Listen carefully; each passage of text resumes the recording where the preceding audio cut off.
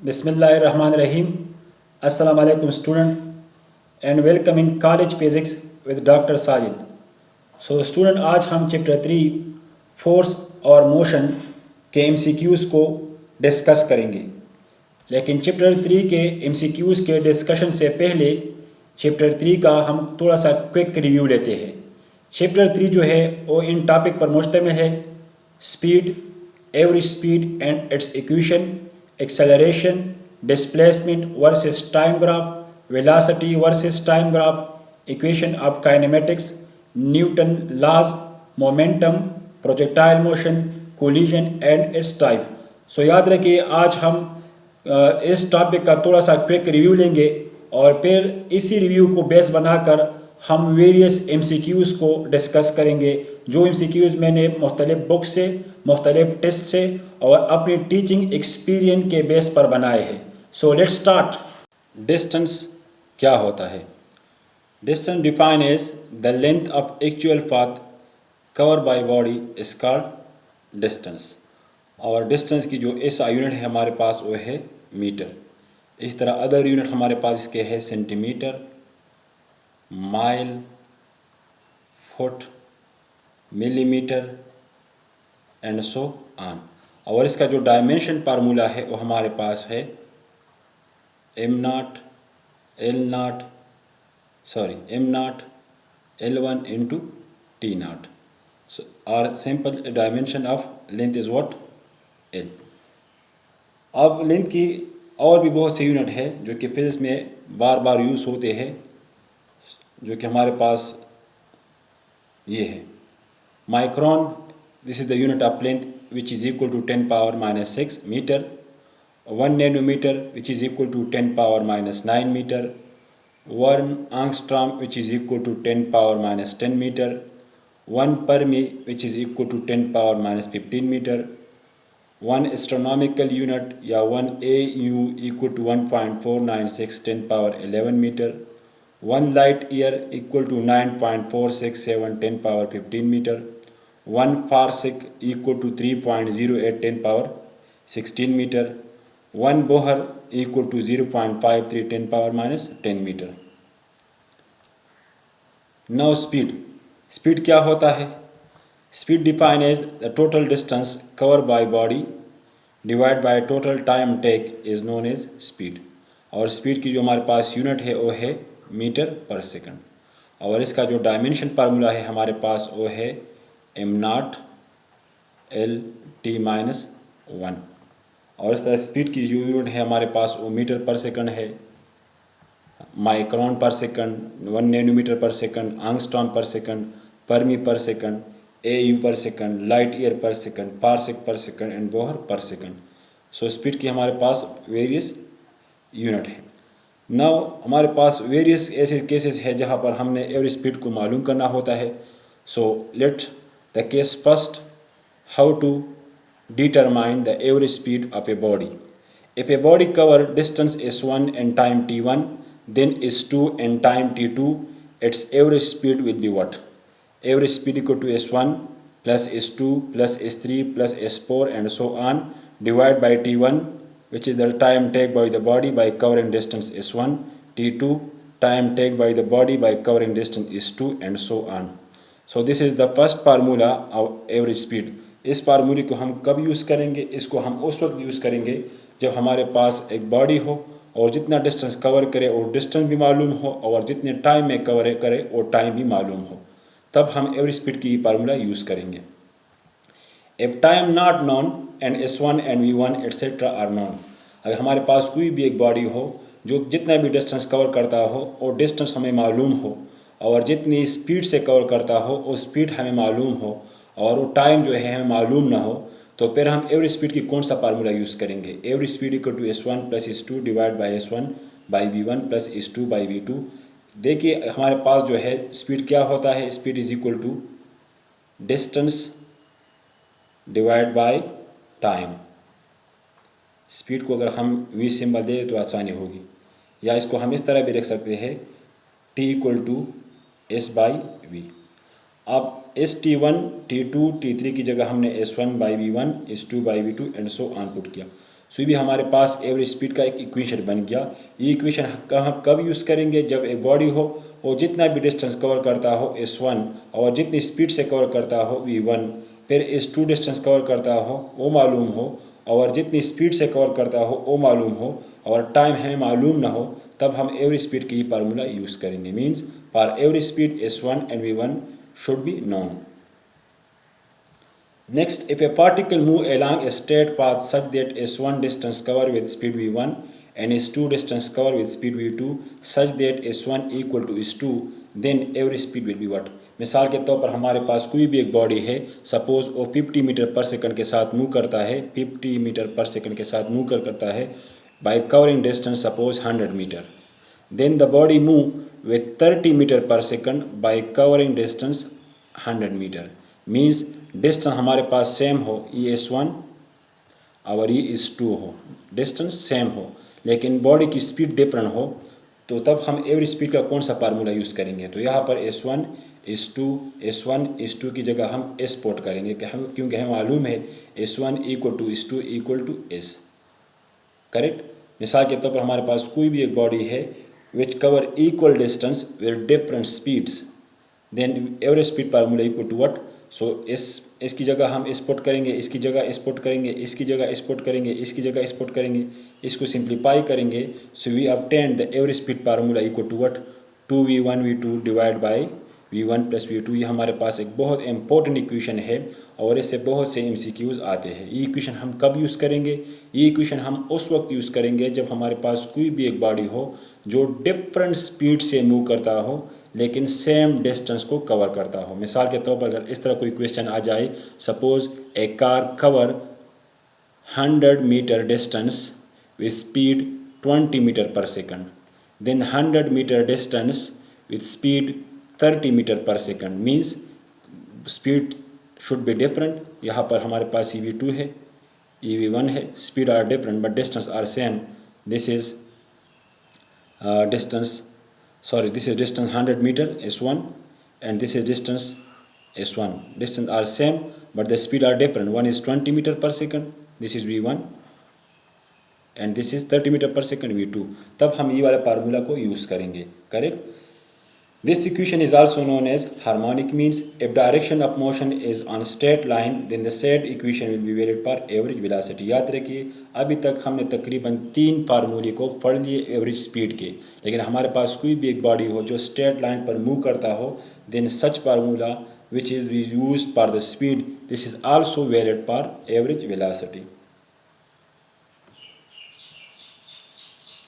Case number 2, if a body move for speed V1, V2, V3 per time T1, T2, T3, then average speed formula will be what? तो हमें मालूम है कि average speed का क्या formula होता है? Total distance divide by total time.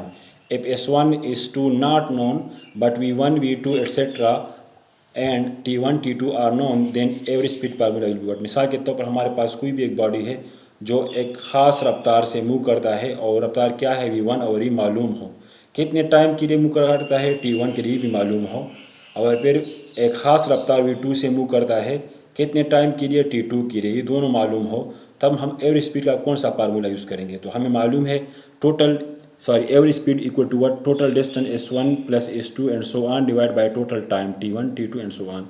लेकिन हमें ये भी मालूम है कि स्पीड का इक्वेशन जनरल क्या है? Distance divide by time, or speed multiplied by time equal to distance, or this can be written as V1 T1 equal to S1।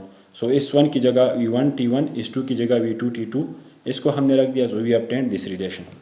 सो ये रिलेशन हम कब यूज़ करेंगे? एवरेज स्पीड का ये रिलेशन हम उस वक्त यूज़ करेंगे जब हमारे पास कोई भी एक बॉडी हो जो एक स्पेसिफिक स्पीड से मूव करता है और वो टाइम और उस स्पीड मालूम हो और जितने टाइम के लिए मूव करता है और वो टाइम भी मालूम हो, तो then we use this average speed formula. याद है कि हमारे पास एवरेज स्पीड के जितने भी फार्मूले बनते हैं सबकी जो डायमेंशन है वो सेम है, सबकी जो यूनिट है हमारे पास वो सेम है। This is case number 2।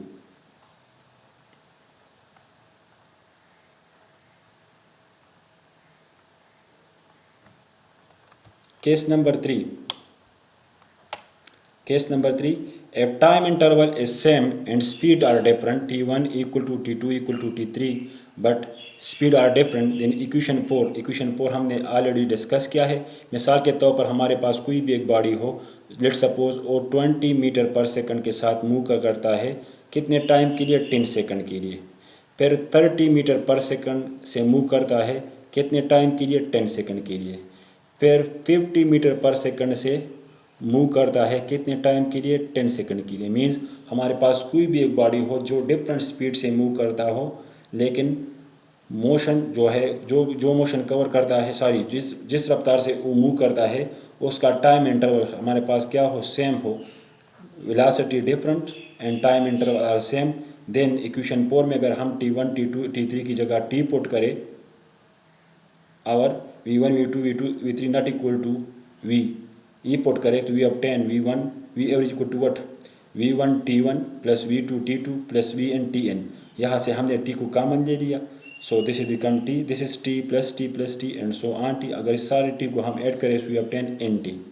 Then by simplifying this relation we obtain average speed equal to what? V1 plus V2 divide by n। मिसाल के तौर पर इस एग्जाम्पल में देखें, मिसाल के तौर पर हमारे पास एक बॉडी है जो 20 मीटर पर सेकंड के लिए 20 मीटर पर सेकंड से मूव करता है पर time 10 second, then move with 30 metre per second per time 10 second, then move with 50 metre per second per time 10 second. अगर इस इंटरवल को हम देखें, सो 1 2 3, सो यहाँ पर इनकी जगह हम 3 पुट करेंगे, और V1 की जगह 20, V2 की जगह 30, V3 की जगह 50, सारे को ऐड करेंगे 20 30 50 और 3 से डिवाइड करेंगे, so we obtain the average speed formula. This relation is also known as arithmetic means relation. Case number 4, if S1 equal to S2 equal to S3 but speed are different, that is V1 not equal to V2 not equal to V3, then average speed formula will be what? अब मिसाल के तौर पर हमारे पास कोई भी एक body है जो 20 मीटर पर सेकंड से मूव करता है by covering distance 50 metre, then move with 30 metre per second by covering distance 50 metre, then move with 50 metre per second by covering distance 50 metre. Means ये हमारे पास S1, ये S2, ये S3 हो गया। So it mean S1 equal to S2 equal to S3। अब speed को देके, this is V1, this is V2 and this is V3। V1 is not equal to V2 is not equal to V3। So then we use this formula. अब हमें मालूम है कि average speed का जो हमने पहला इक्वेशन पढ़ा था, S1 plus S2 plus S3 divide by T1 plus T2 plus T3, T1 की जगह हमने इसको पुट किया। अब S1 S2 S3 की जगह S को पुट करें, so this become S plus S3S। यहाँ से S कॉमन लेंगे, S by V1 plus 1 by V2 plus 1 by V3। इसका LCM ले लें, V1 V2 V3, और V1 V2 V3 को अगर V1 से डिवाइड करें, so we obtain V2 V3, correct. अगर V1 V2 V3 को V2 से डिवाइड करें, so we obtain V1 V3, correct. अगर V1 V2 V3 को इससे डिवाइड करें, we obtain V1 V2 this one.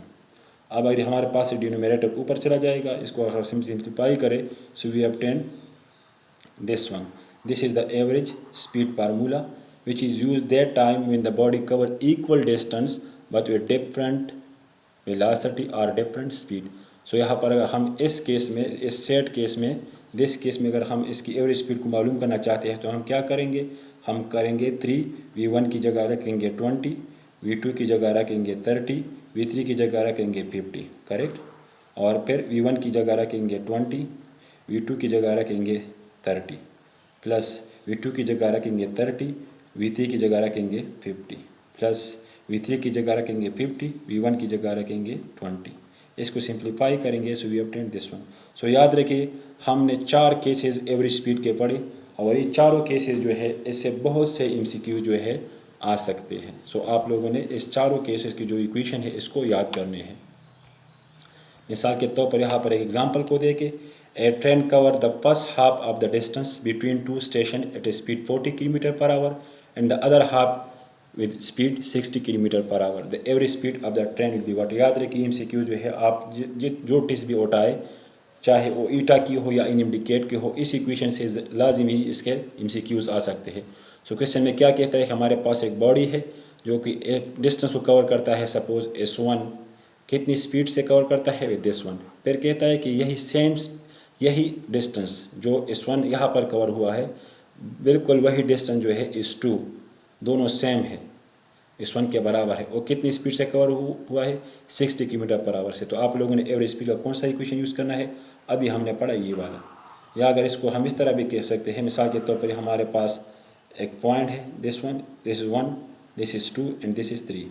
Question में कहता है कि ये डिस्टेंस जो है हाफ डिस्टेंस कितनी स्पीड से कवर हुआ? 40 से। अदर हाफ डिस्टेंस कितनी स्पीड से कवर हुआ? 60 से। इसका मतलब क्या है? S1 distance equal to S2 distance equal to S। So average speed will be what? So याद रखिए वी यूज़ दिस इक्वेशन। सो आप 1048 किलोमीटर पर आवर, ये इक्वेशन हम कब यूज़ करेंगे? जब बॉडी इक्वल डिस्टेंस को कवर करता हो but different speed. So this is the average speed formula. Next topic है एक्सेलरेशन। एक्सेलरेशन क्या होता है? Acceleration simple define as the change in velocity divide by change in time is called acceleration.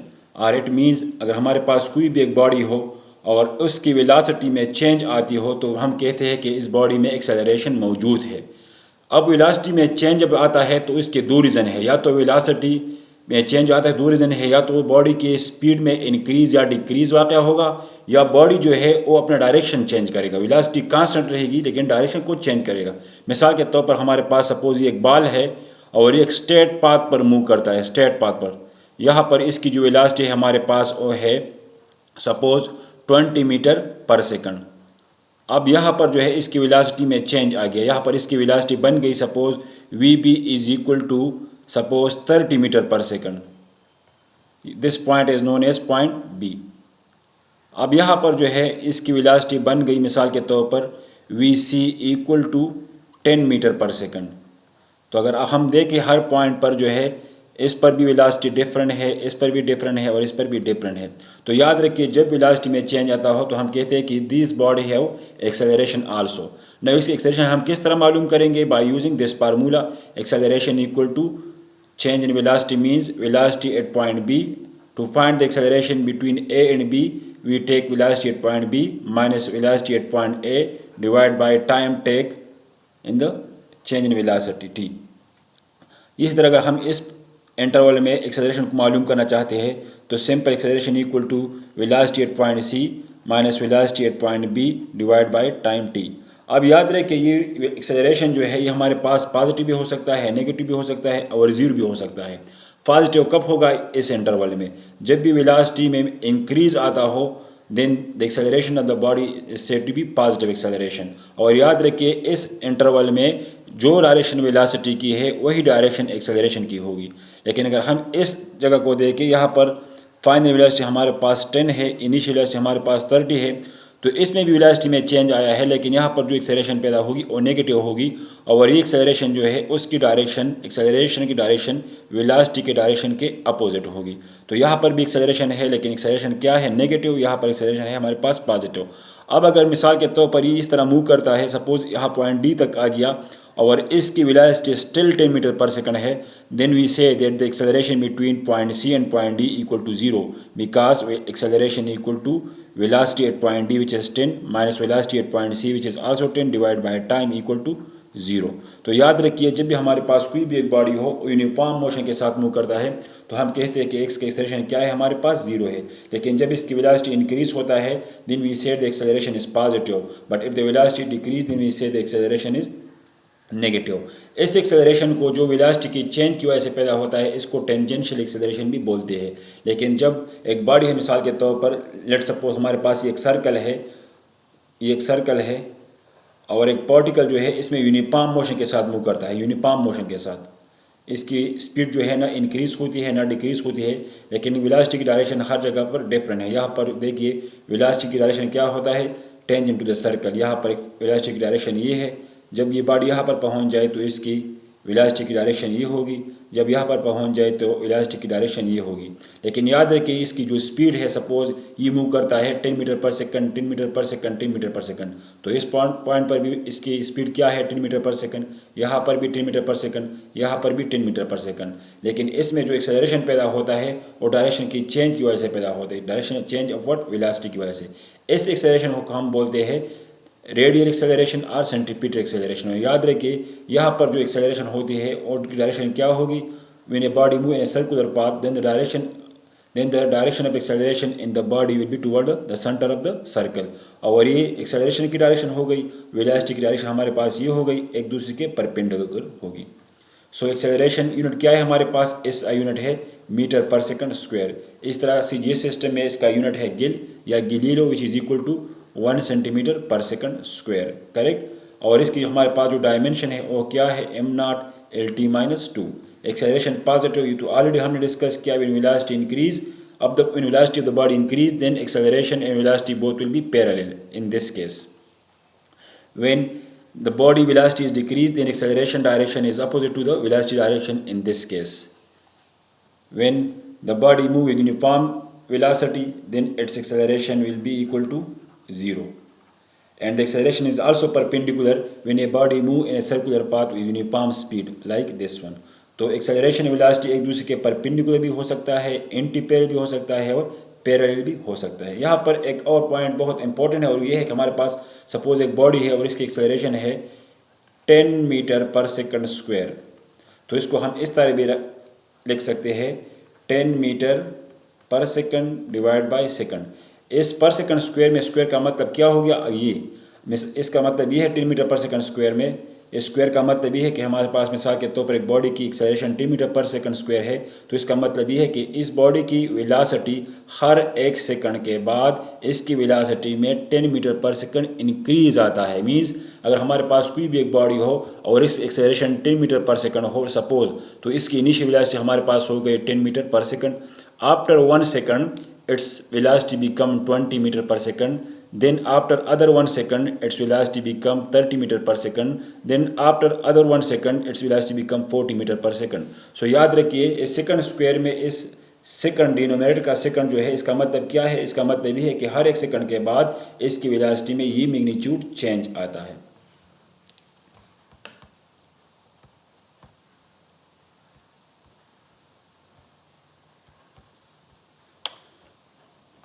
Next, if a body move with acceleration a1 per time t1, then with acceleration a2 per time t2 and so on, then average acceleration will be what? So average acceleration हमारे पास इसका formula क्या है, ये है average acceleration equal to a1 t1 plus a2 t2 and so on divided by a1 plus t2 and so on. तो याद रखिए जब भी हमारे पास कोई भी एक बॉडी हो और वो एक स्पेसिफिक एक्सेलरेशन के साथ मूव करता है पर time t1, then with specific acceleration के लिए मूव करता है पर with acceleration a2 per time t2 and so on, then its average acceleration will be calculated by this formula a1 t1 plus a2 t2 plus a3 t3 and so on divided by t1 plus t2 and so on.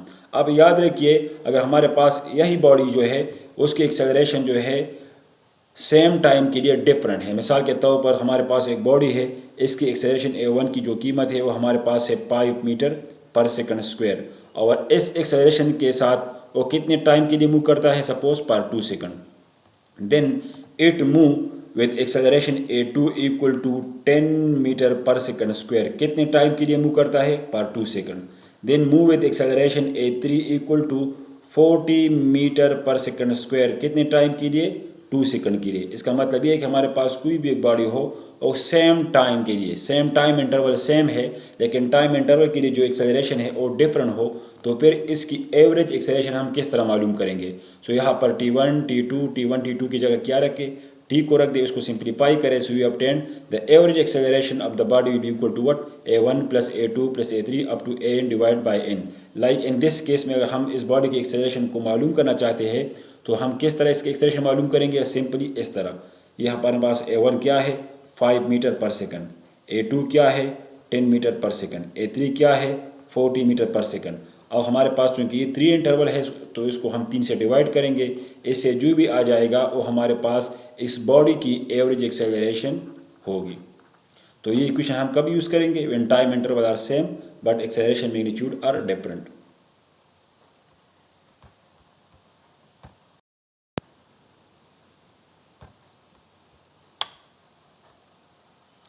Next topic है displacement versus time graph.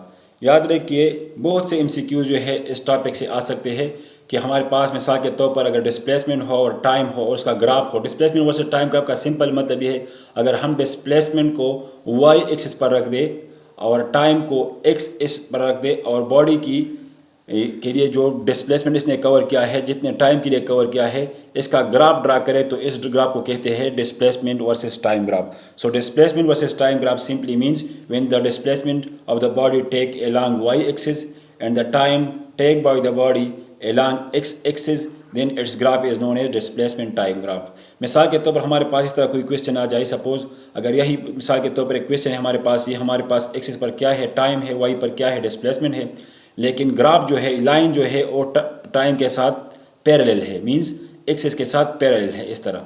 तो इस graph से हम कौन से information को gain करेंगे? तो याद रखिए ये बात इंतहाई इंपॉर्टेंट है कि हमेशा के लिए जब भी आप लोगों के पास कोई भी ग्राफ हो तो उस ग्राफ में जो एंगल बनता है वो ऑलवेज बनता है with along positive x axis. अब अगर यहाँ पर हम देखें तो इस बॉडी की जो है, ये बॉडी क्या है, इसकी जो डिस्प्लेसमेंट है एक्स के साथ पैरेलल है, मीन्स टाइम के साथ पैरेलल है, मीन टाइम के साथ जीरो एंगल बनाता है। तो जब भी आपके पास कोई भी इस तरह कोई ग्राफ हो जिसमें डिस्प्लेसमेंट वाई पर हो, टाइम एक्स पर हो और डिस्प्लेसमेंट का जो ग्राफ है, लाइन है, और टाइम के पैरेलल हो, मीन थीटा जीरो बनाता हो, तो इसका मतलब ये है कि इस बॉडी की वेलोसिटी हमारे पास क्या होगी, जीरो होगी। If theta equal to zero, this means this line make angle theta equal to 0 degree with positive x axis और with time. So it means if theta equal to 0, velocity will be equal to 0. Line parallel to time x axis represent that the particle is at rest। और इसको हम mathematically इस तरह भी prove कर सकते हैं। वेलोसिटी क्या होता है? Change in displacement divide by change in time. यहाँ पर मिसाल के तौर पर हमारे पास ये हो गया d2 और ये हमारे पास हो गया टाइम t2। अब यहाँ पर देखिए हमारे पास let suppose this is our displacement d1 और ये हमारे पास टाइम क्या है, टाइम t1। तो टाइम तो डिफरेंट है लेकिन इसकी जो डिस्प्लेसमेंट है वो सेम है, means with the passage of time the body cover no displacement, so velocity will equal to 0। इस ग्राफ को देखें, इस ग्राफ में जो है डिस्प्लेसमेंट जो है वो टाइम के साथ कितना एंगल बनाता है, एक्सिस के साथ कितना एंगल बनाता है, 90 डिग्री। तो इसका क्या मतलब होगा?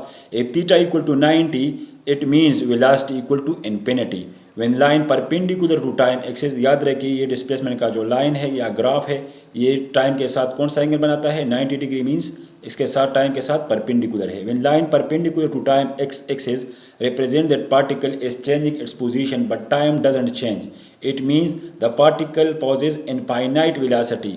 Practically this is not possible. याद रखिए वेलोसिटी की सिंपल डिफिनीशन क्या है हमारे पास, change in displacement divide by change in time.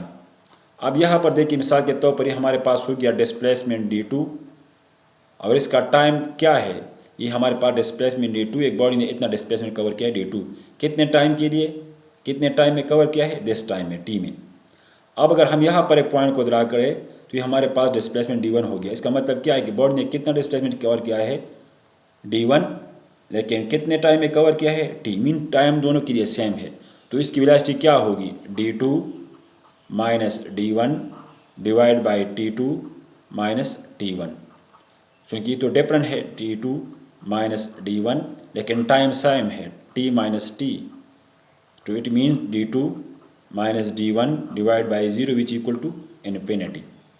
तो याद रखिए ये ग्राफ जो है फिजिकली एग्जिस्ट नहीं करता, क्योंकि ये ग्राफ कहता है कि बॉडी की वेलोसिटी इनफाइनाइट हो सकती है, लेकिन according to Einstein postulate no one can gain the velocity greater than 3×10⁸ metre per second.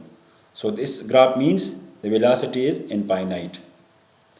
Similarly इस ग्राफ में देखें, इस ग्राफ में देखें हम एंगल को देखें तो ये कितना एंगल बनाता है, सपोज एंगल थीटा, यहाँ पर कितना एंगल बनाता है, एंगल थीटा, यहाँ पर कितना एंगल बनाता है, एंगल थीटा, यहाँ पर ये ग्राफ जो है टाइम के साथ कितना एंगल बनाता है, एंगल थीटा। तो इस ग्राफ में देखिए हमारे पास कोई भी एक स्ट्रेट लाइन हो और ओरिजिन से पास होता हो तो इसका मतलब ये है कि इसका जो एंगल है वो कांस्टेंट है, और जब हमारे पास एंगल कांस्टेंट हो तो उसका क्या मतलब होगा, when theta equal to constant velocity is constant. इसका मतलब ये है कि इस बॉडी की वेलोसिटी हमारे पास क्या है, कांस्टेंट है, मीन्स वेलोसिटी में मैग्नीट्यूड में कोई भी चेंज नहीं आता। यहाँ पर भी मिसाल के तौर पर हमें शो करता है कि बॉडी की वेलोसिटी क्या है, 100 मीटर पर सेकंड, यहाँ पर 100 मीटर पर सेकंड, यहाँ पर 100 मीटर पर सेकंड, या यहाँ पर मिसाल के तौर पर 12 मीटर पर सेकंड, यहाँ पर 12 मीटर पर सेकंड, यहाँ पर 12 मीटर पर सेकंड। तो जब भी आप लोगों के पास कोई भी एक स्ट्रेट लाइन आ जाए या थीटा हमारे पास कांस्टेंट हो, उसमें कोई वेरिएशन नहीं आता, वहाँ पर इनिशियल केस में हमारे पास थीटा 0 था, फिर दूसरी केस में थीटा 90 था। अब यहाँ पर जो है थीटा 90 नहीं है, कांस्टेंट है। कांस्टेंट का मतलब ये है कि मिसाल के तौर पर एक एंगल 45 है तो यहाँ पर 45, यहाँ पर 45, यहाँ पर 45। अगर ये एंगल 20 है तो यहाँ पर भी 20, यहाँ पर भी 20, तो यहाँ पर भी 20। तो याद रखिए, जब भी आप लोगों के पास कोई भी इस तरह ग्राफ आ जाए जिसमें लाइन जो है ओरिजिन से पास होता हो और वाई एक्सिस में डिस्प्लेसमेंट हो और एक्सिस में टाइम हो, तो इसका क्या मतलब होता है? इसका मतलब ये होता है कि इस बॉडी की वेलोसिटी हमारे पास क्या है? कांस्टेंट है। और याद रखिए एक्सेलरेशन की डिफिनीशन क्या है? The time rate of change in velocity divide by the time rate of change in velocity is known as acceleration. अब यहाँ पर देखिए इसकी वेलोसिटी में कोई भी चेंज नहीं आता, हर पॉइंट पर वेलोसिटी सेम है। तो जब चेंज नहीं आता तो जाहिर बात है velocity change equal to 0 and time divide by del t equal to 0। तो याद रखिए, जब भी एक बॉडी जब भी एक बॉडी हमारे पास यूनिफॉर्म वेलोसिटी के साथ मूव करता है तो इसकी एक्सेलरेशन क्या होगी? 0 होगी। एक कंडीशन तो ये है। और दूसरा कंडीशन ये है कि जब भी हमारे पास कोई भी एक लाइन हो और ओरिजिन से पास होता हो तो उसके लिए एक्सेलरेशन क्या होगी? 0 होगी। लेकिन वेलोसिटी क्या होगी? वो कांस्टेंट या यूनिफॉर्म होगी। सो this graph means constant velocity and 0 acceleration. इस ग्राफ में देखिए, graph number 4, the graph number 4 show the displacement versus time graph, which means यहाँ पर देखिए मिसाल के तौर यहाँ पर हमारे पास एंगल है सपोज 20 डिग्री, लेकिन यहाँ पर जो है ये डिस्प्लेसमेंट का करो जो है वो इसमें इंक्रीज आता है। मीन्स इसकी जो एंगल है एंगल में इंक्रीज आता है। यहाँ पर देखिए हमारे पास एंगल 20 है, यहाँ पर मिसाल के तौर पर 40 है, लेकिन यहाँ पर ये तकरीबन जो है टाइम के साथ कितना एंगल बनाता है? ये हमारे पास टाइम है एक्स एक्सिस, ये हमारे पास डिस्प्लेसमेंट एंगल कितना बनाता है? Almost 90 degree. तो याद रखिए, जब भी आप लोगों के पास कोई भी एक कर्व हो और वो कर्व इस तरह हो तो इसका मतलब क्या होता है? इसका मतलब वही होता है कि the angle subtended by the body with the x axis is increasing, and increasing angle means increasing velocity, correct? And increasing velocity means positive acceleration.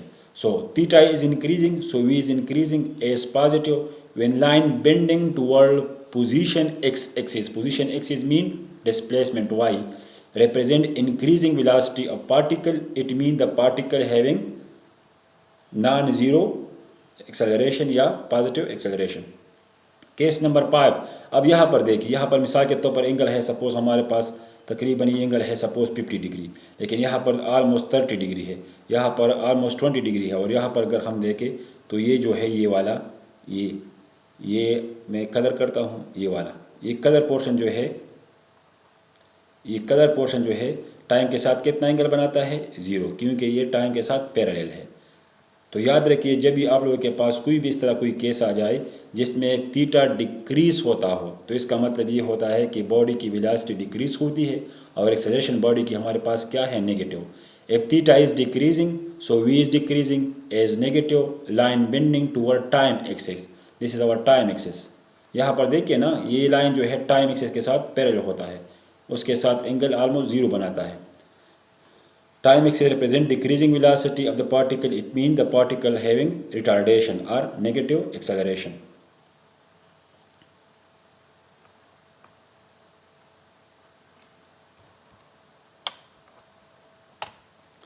Graph number 5, अब यहाँ पर देखिए भी हमारे पास एंगल कांस्टेंट है, ये वाला ये हमारे पास हो गया, ये एंगल क्या है? कांस्टेंट है। लेकिन यहाँ पर एंगल ये कितना एंगल बनाता है? ये एंगल कितना है? 90 है, 90, और ये जो है 90 से ज़्यादा हो गया। लेकिन याद रखिए एंगल तो 90 से ज़्यादा है लेकिन एंगल की मैग्नीट्यूड कांस्टेंट है। तो इसका क्या मतलब होगा? अगर इस तरह ग्राफ आ जाए, theta constant but greater than 90, so v will be constant but negative. Line with negative slope represent that particle return towards the point of reference या नेगेटिव डिस्प्लेसमेंट। यहाँ पर याद रखिए हमारे पास इस तरह कोई ग्राफ आ जाए तो means theta is greater than 90 degree, तो इसका मतलब ये होता है कि बॉडी अपनी इनिशियल पॉइंट की तरफ वापस आ रहा है। Means body reverse its direction towards the mean position और the displacement will be negative.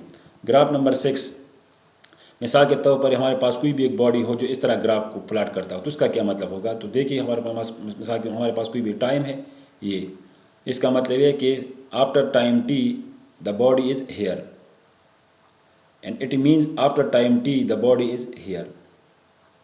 Then after time t or time this at t dash the body is cover this displacement. our particle is here, or the body cover this displacement, the particle is here. It means at same time the body having to cover two displacement, or it means at the same time the body present at 2 point, which is incorrect. सो इसका मतलब क्या है कि ये graph जो है ये physically allow नहीं है, क्योंकि ये हमें शो करता है कि एक ही टाइम पर बॉडी टू पोजीशन में एग्जिस्ट है, और फिजिकली ये पॉसिबल नहीं है कि कोई भी एक बॉडी हो और 2 पॉइंट पर मौजूद. तो मिसाल के तौर पर अगर आपके पास कोई भी एक कैट है, तो एक कैट जो है, ये कैट जो है एट सेम टाइम या तो मिसाल के तौर पर किचन में होगा या रूम में होगा. ये पॉसिबल नहीं है कि एट सेम टाइम ये किचन में भी हो और रूम में भी हो. Correct. So this graph have no physical meanings.